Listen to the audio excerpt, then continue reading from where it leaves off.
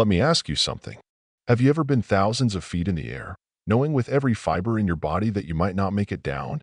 That's where I found myself, not just clutching an armrest, but feeling time actually slowed down, every second stretched tight as a guitar string. The craziest part? On Flight 9821, the miracle didn't come from a seasoned pilot, or even from anyone you'd expect. It came from a little girl in a gray hoodie. Yeah, that happened 15,000 feet above ground. The plane bucked hard, a sound like a cannon shot, and then the world just snapped. I remember the air traffic controller's voice in my headset, all strained and anxious, cutting through the static. Flight 9821. Do you copy? The captain, Captain Harris, was slumped over, a thin trickle of blood on his temple. Systems dying, alarm screaming, cockpit lit up like a Christmas tree. There I was, Ryan, a rookie co-pilot barely on his third commercial flight, hands sweating, heart hammering, trying to remember anything from the endless hours of training that felt totally useless now. I need direction. What's the backup? I yelled into the radio, but there was only static, then a clipped response, manual override. Son, do what you were trained for. Yeah, sure. As if any of us ever really trained for this. The altimeter spun down 15,000, then lower. In the cabin, chaos, people crying, praying, clinging to each other as if they could hold the plane together by sheer will. Luggage flying out, oxygen masks bouncing overhead like ghostly pendulums. You know what I mean?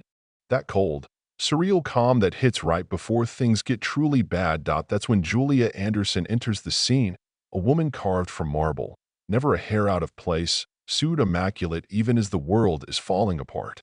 Her daughter, Emma, sits next to her, 6 years old, hugging a plush airplane so tight you'd think it was a lifeline.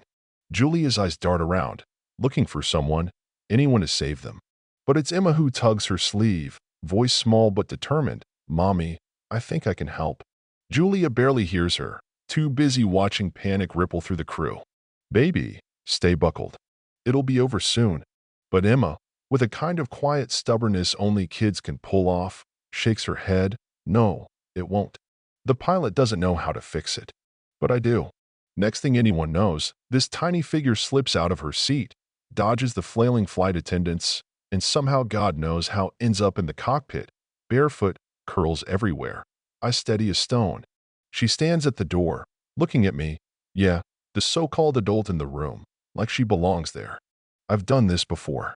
I can help, she says, just as calm as if she's ordering ice cream. I think. Is this some prank? Am I hallucinating?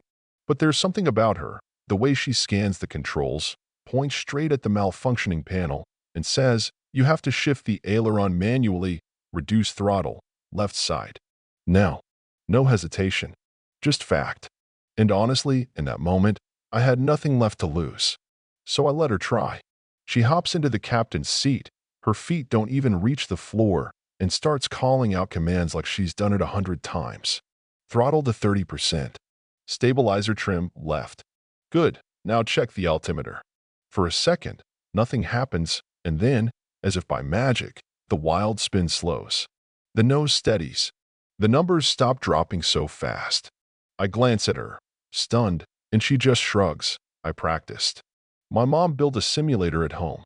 The crew crowd in the doorway, dumbfounded. Even the air marshal forgets to yell. Over the radio, I stammer. Flight 9821, partial manual control restored. Assisted by a very young passenger. The response is pure disbelief, but I barely hear it. All I can focus on is Emma, her focus, her nerve. That's when the first twist hits, not a malfunction, but the realization that the miracle isn't luck, it's preparation. In the main cabin, the panic starts to die. Julia stands in the aisle, frozen between horror and awe, watching her daughter on the overhead screen, watching her save everyone. She always knew Emma was bright, but nothing could have prepared her for this. We work as a team, me, a pilot by title but hopeless in the storm, and Emma, a 6-year-old girl guiding my hands as we line up for an emergency landing. Each command comes clear and calm. Flaps full. Gear down. Left correction, 2 degrees. Outside, lightning flickers. The airstrip, barely visible through the rain, appears like a promise. The landing is bumpy, 1 jolt, 2, but the plane holds. The wheels meet the runway, and for a second, There's only stunned silence, then an explosion of cheers. People laugh, weep, hug strangers. Julia bursts into the cockpit, sweeps Emma up in her arms, sobbing and laughing at once. But let's be real, miracles don't come without consequences. The press is everywhere, cameras flashing, headlines blaring, child saves flight, hashtags trending, hashtag Captain Emma. For a day or two, the world is in awe. Then the backlash starts. Is this bravery or bad parenting? Where were the adults? Julia gets accused.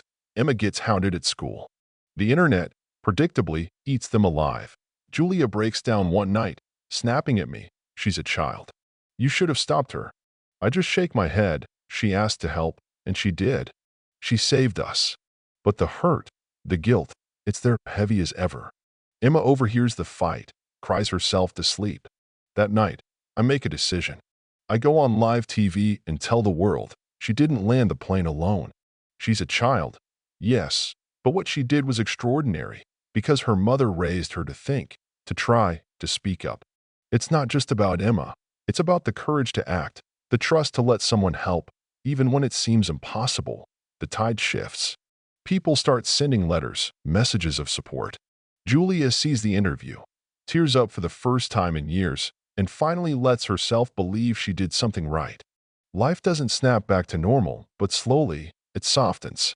I visit, sometimes just to fix a leaky faucet or build a Lego set with Emma.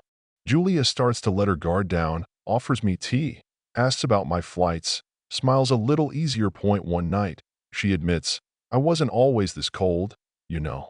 Her voice cracks, just a bit. I tell her, you're not cold. You're just trying to keep your world from breaking again. There's a pause, a kind of peace settling between us. Not love, not yet, but something like hope. Of course, nothing ever stays simple. I get reassigned, overseas flights, months away. Julia tries to hide how much it hurts. Emma hands me a drawing before I leave, a stick figure pilot, a princess, a mom. Don't forget us, she whispers. I tuck it into my jacket, right over my heart. Months pass.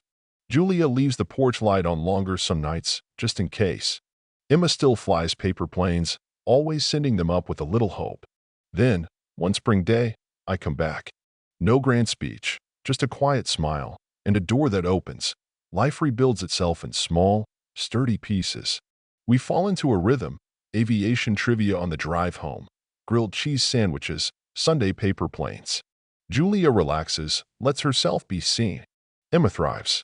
One day, she brings home a parent-teacher form, parent/guardian, Ryan Miller. Julia just hugs her, whispers, perfect. The three of us sit in the park as the sun dips low. Emma launches her latest plane into the golden sky, shouting, let's fly again, Captain. Julia leans into me, finally unafraid to let herself be happy. And as Emma's plane soars higher, I look at Julia and say, next time, let's fly somewhere just for us. She laughs, wipes a tear, and nods. Sometimes, the safest landing isn't on a runway, it's right into someone's heart. If this story made you feel something, joy, hope, even a little faith in miracles, share your thoughts below. Was what Julia did right or wrong? Where's the line between courage and risk? I want to hear your take, because stories like this only matter when we talk about them, when we argue, when we search for what's true together. Don't forget to subscribe for more stories that dig deep, stories about family, second chances, and the moments that change us forever. See you in the next one.